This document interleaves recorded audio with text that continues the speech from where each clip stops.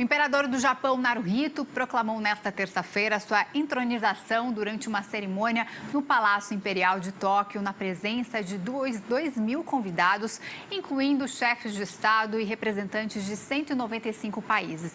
Naruhito, de 59 anos, se tornou o 126º imperador do Japão no dia 1º de maio, um dia após a abdicação de seu pai, Akihito, de 85 anos, que passou 3 décadas no trono de Crisântemo em mais de 2 séculos. Esta foi a primeira vez que o imperador deixa o trono por vontade própria.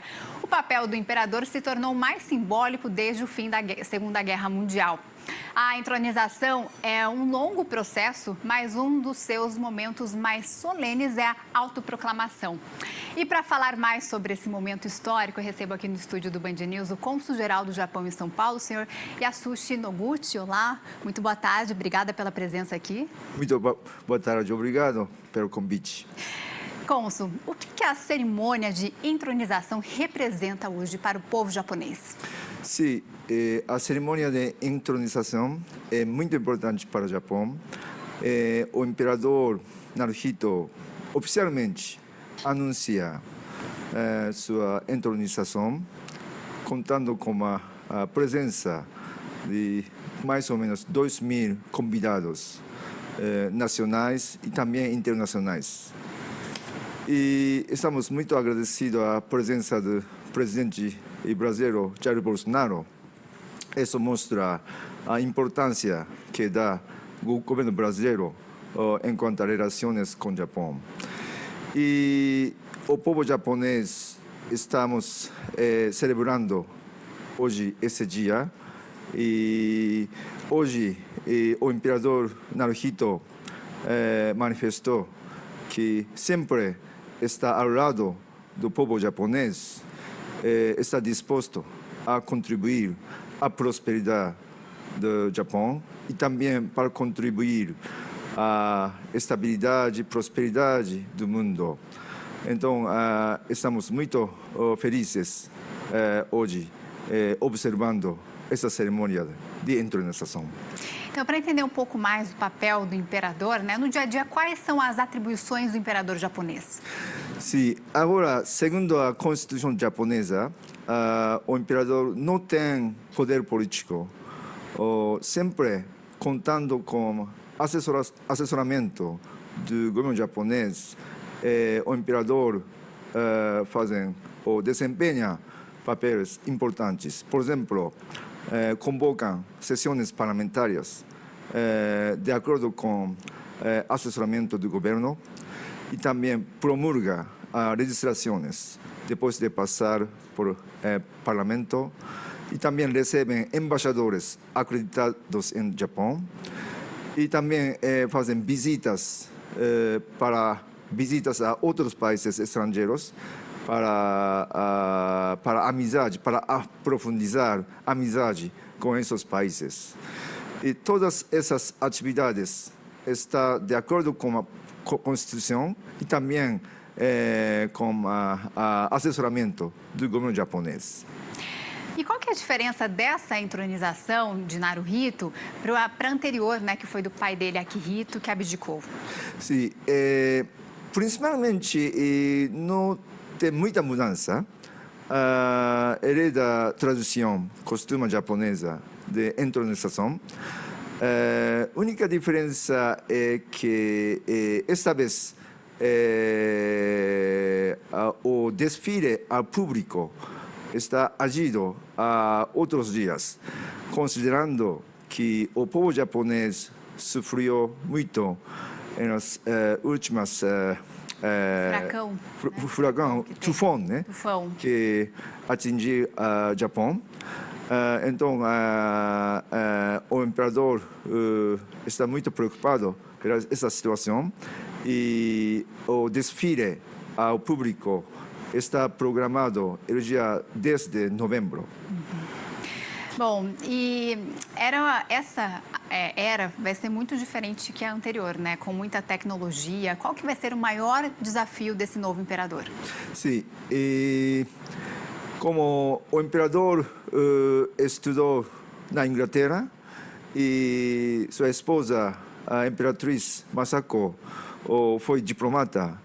Então, estamos esperando que Suas Majestades Imperadores do Japão vai empenhar um papel muito importante para ter mais relações com outros países, para jogar um papel muito importante para a amizade com outros países. E também, recentemente, infelizmente, o Japão é afetado pelos muitos desastres naturais, tufão, terremoto, tsunami, vulcão. Então, o anterior imperador sempre estava muito preocupado por esses desastres naturais e damnificados.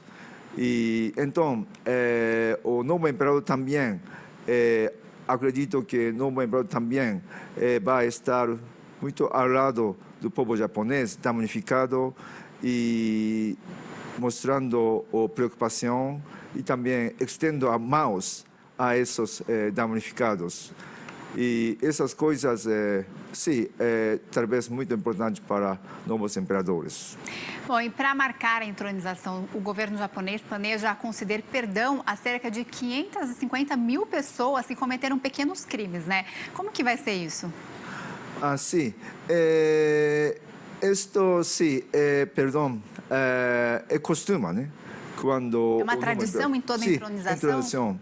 Mas o número desse perdão baixou muito, comparado com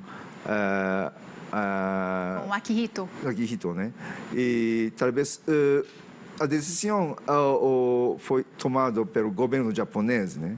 E também considerando a emoção dos damnificados desses crimes também, né? Que tipo de crime que são considerados pequenos crimes? Pequenos são multas. Multas de trânsito? Sim. Então, esses tipos de crimes não graves, né? E isso sim, sempre costuma enquanto a entronização do novo imperador. Tem alguma outra ação que vai marcar a celebração, além do perdão desses crimes? Tem outra ação que o governo, né, que a sociedade japonesa participa por conta dessa entronização? Outras novidades. Outras novidades. Por exemplo, hoje, esta noite, o imperador convidou a participantes estrangeiros para jantar de gala. E esses jantares de gala vão continuar alguns dias, né? Também convidando a autoridades nacionais também. E o povo japonês sim, está muito alegre, muito agradecido, muito felizes e sim, observando esse acontecimento. E sim, em Japão agora sim, vai ter, por exemplo, no ano que vem a Olimpíada Paralimpíada de Tóquio e também em 2025 vai ter Expo Mundial de Osaka. Então, sim, o Japão vai chamar muita atenção e espero que com o novo imperador teremos muito sucesso desses acontecimentos. Bom, depois da Segunda Guerra Mundial, né, quando o Japão perdeu-se também uma certa admiração, né, do que existia antigamente pelo imperador. E na época era o imperador Hirohito, né? Mas isso, muitos imigrantes que estavam no Brasil quando a Segunda Guerra Mundial aconteceu, eles se recusavam a acreditar, os imigrantes japoneses aqui no Brasil, eles não acreditavam que o Japão tinha perdido a guerra, eles continuavam tratando o imperador, que era o Hirohito, como uma divindade ainda, né? Diferente que dos japoneses que estavam lá na época. E os descendentes ainda levam essa grande imagem super respeitosa do imperador até hoje, dos japoneses que não conseguiram voltar para o Japão desde que vieram com o navio. O senhor vê essa diferença, né, do respeito que os japoneses que estão no Japão têm pelo imperador e dos imigrantes aqui do Brasil? Sim. Agora, assim, anteriormente o imperador foi conhecido, considerado como Deus, né? E muito alejado do povo japonês. Mas agora em Japão, a família imperial, incluído o imperador, como tem muita gentileza, como tem muita simpatia, o povo japonês se sente muito cercano, né? A família imperial. Mas aqui sim, como a tradição japonesa está muito marcada, ainda sim, muito respeito à família imperial, o imperador. Então, sempre quando a família imperial visita o Brasil, tem muito, sim, recebimento, está bem recebido, com muito carinho. Esse recebimento muito impressionante e a família imperial sempre se fica muito impressionada por esse sim, recebimento caloroso, né? É como se eles estivessem parados no tempo lá. É muito impressionante. Eu participei das comemorações dos 100 anos da imigração japonesa no Brasil, que foi em 2008, lá no Paraná, em Londrina. E na época ele era príncipe, o Naruhito, né? Ele veio com a esposa, a Masako. Ele veio em Londrina, eu participei dessa cerimônia. E é muito impressionante os idosos, como eles se comportavam. Eles não olhavam. Antigamente não podia olhar para o imperador, né? O imperador não podia mostrar o rosto. E eles se comportavam nessas ocasiões da mesma maneira. Eles não conseguiam olhar. Meus avós estavam lá, eles ficavam de cabeça baixada, ainda não conseguiam olhar e ficava aquele silêncio absoluto, impressionante, né? Diferente de outras famílias reais que as pessoas ficam gritando pelo nome, né? Kate, William, e era um silêncio absoluto. Ainda existe essa coisa de não poder olhar, as pessoas ainda se intimidam com o imperador? No Japão já não tem essa a costume ou tradição e sim, esse algo passado, né? E eu quero dizer que a família imperial dá muita importância à comunidade Nikkei brasileira aqui no Brasil. Não sei um país onde a família imperial visita tantas vezes como o Brasil, né? Porque isso mostra que a família imperial dá muita importância à comunidade Nikkei brasileira aqui no Brasil. Então, espero que mais e mais membros da família imperial visitem a Brasil no futuro, né? Bom, o Marcelo Favalli, que é nosso editor de internacional, junto com a professora Alice e o Carlos Kendi, eles que mostraram todos os detalhes durante, ao vivo, né, na entronização nessa madrugada. A gente vai ver o trecho principal, então, da entronização.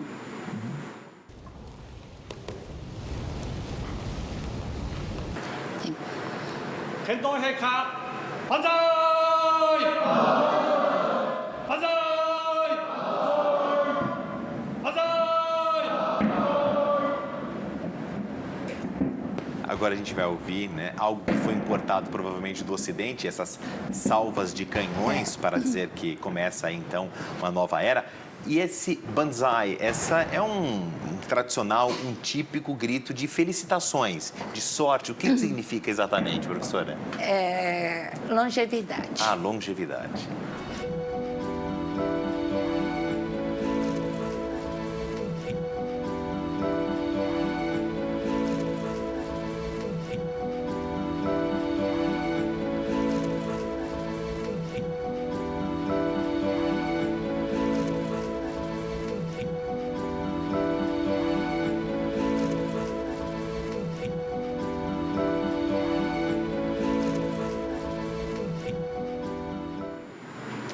Uma cerimônia muito bonita, né? Eles têm um respeito, né? Eles estão sempre fazendo arigatô, sempre... a cultura japonesa tem essa tradição, né? A gente conseguiu ver em todo esse respeito pelo imperador através do ministro Shinzo Abe.